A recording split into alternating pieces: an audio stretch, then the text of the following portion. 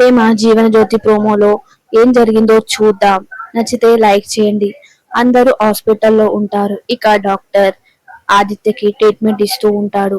ఇక అప్పుడే ఆనంది లోపల నుంచి వచ్చి ఇక సునందతో అత్తయ్య గారు ఆదిత్య గారికి ఎలా ఉంది అని అంటూ ఉంటే, ఏమో ఆనంది, లోపల ట్రీట్మెంట్ జరుగుతుంది, డాక్టర్ గారు వచ్చి చెప్తే కానీ ఏమీ తెలియదమ్మా అని అంటూ ఉంటే, ఇక లోపల నుంచి డాక్టర్ వస్తూ ఉంటాడు. డాక్టర్ గారు ఆదిత్య గారికి ఎలా ఉంది అని ఆనంది అడుగుతూ ఉంటే, చెప్పాలంటే ఆ అబ్బాయికి చాలా క్రిటికల్ గా ఉంది.